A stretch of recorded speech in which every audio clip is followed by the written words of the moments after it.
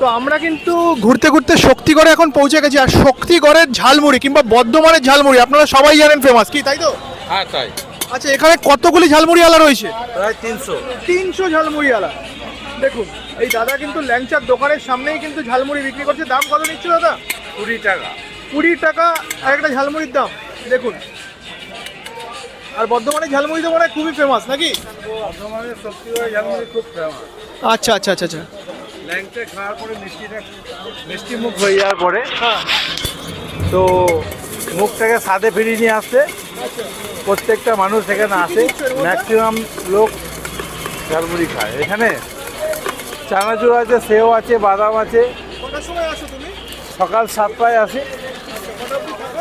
দুপুরবেলা খেতে যাই, দিয়ে আবার এই শক্তিগড়ে যেরকম বর্ধমানের শক্তিগড়ে হ্যাঁ যেরকম ল্যাংচা বিখ্যাত, সেরকম ঝালমুড়িও বিখ্যাত। ঝালমুড়িও বিখ্যাত।